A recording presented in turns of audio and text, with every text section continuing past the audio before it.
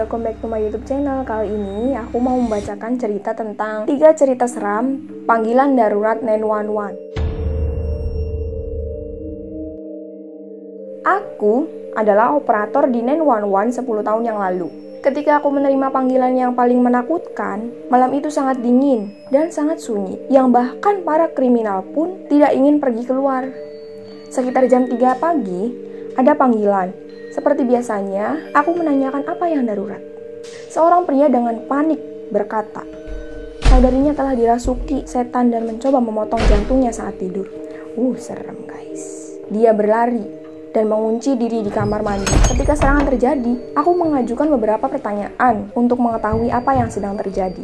Setiap kali dia mencoba menjawab pertanyaan dariku, selalu terdengar suara garukan dan gedoran di pintu kamar mandi. Dia berbisik, ada iblis di tubuh saudariku.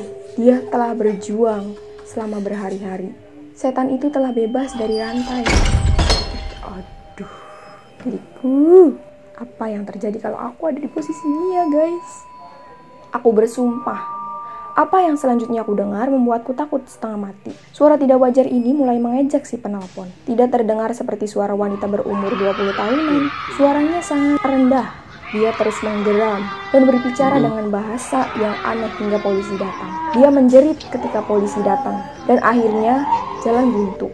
Panggilan berakhir, aku masih gemetar dan aku harus tahu apa yang sebenarnya terjadi. Bahkan atasanku yang ikut mendengarkan tadi pun pucat dan tidak tahu harus berbuat apa ketika panggilan tiba-tiba berakhir. Sebelum shiftku berakhir, komandan yang tadi menangani panggilan menyeramkan itu memanggilku untuk memberitahuku apa yang mereka temukan. Dia mengatakan bahwa dia akan mendapat mimpi buruk selamanya. Rupanya ketika si penelpon berkata bahwa adiknya telah lepas dari rantai, dia serius. Masih ada rantai dan borgol berdarah di tangan adiknya. Seluruh tubuhnya dipenuhi goresan dan luka yang dilakukannya sendiri. Satu matanya terlihat hampir keluar dan berwarna sangat merah. Sebagian pakaiannya juga tercabik dan kulitnya juga pucat seperti kekurangan darah. Saudarinya dibawa ke psikiater untuk memeriksa kesehatannya. Dan seperti yang kau duga, dia akan tinggal di sana untuk waktu yang panjang. Si penelpon baik-baik saja, kecuali dadanya. Terdapat cungkilan yang paling dalam di dadanya. Saudarinya benar-benar berusaha untuk mengambil jantungnya. Saat panggilan berlangsung, ada beberapa percakapan tentang menangkap pria itu, tapi tidak pernah berhasil. Aku masih bisa mengingat suara mengerikan itu dan membuat darahku mengalir kencang. Kalau aku di posisi dia sekarang pastinya takut, terus juga gimana ya guys? Shock banget pastinya, aku nggak mau lah jadi agen-agen 911 itu. Soalnya aku penakut guys, ya ampun.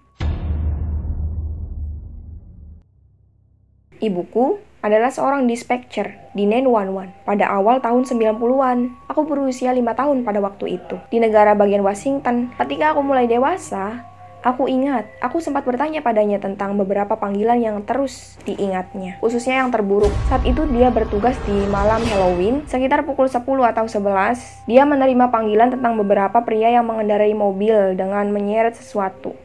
Seperti boneka di belakang truk mereka. Boneka itu hancur dan berserakan sepanjang jalan. Aneh bukan guys?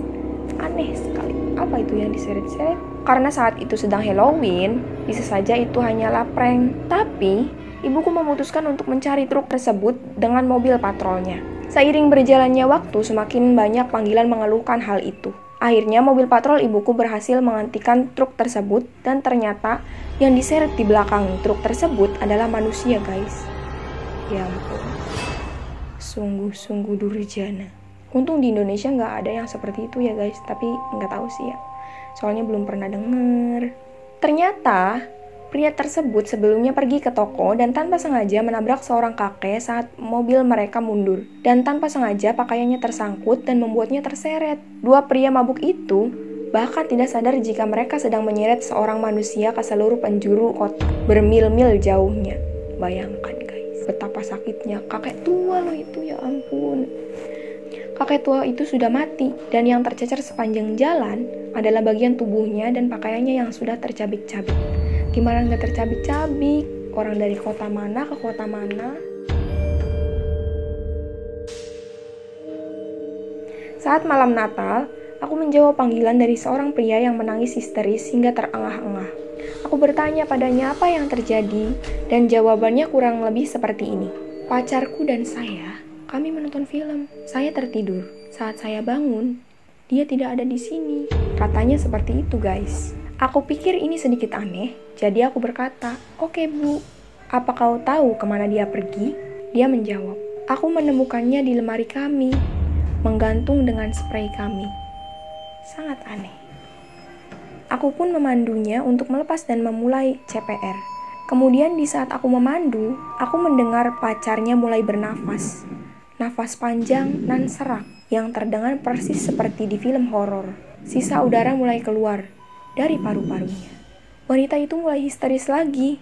"Ya Tuhan, dia mulai bernafas. Bernafaslah sayang," katanya. Tapi aku tahu, bukan itu yang akan terjadi. Polisi dan ambulans sampai di sana. Dan tentu saja pacarnya sudah mati sebelumnya. Aku merasa tidak enak ke wanita itu. Itu adalah salah satu panggilan yang selalu kuingat. Terima kasih sudah menonton. Nanti kita bakalan cerita-cerita lagi. Nanti aku yang bacain, kamu yang denger. Oke, jangan lupa klik tombol subscribe dan aktifin loncengnya juga ya, teman-teman. See you.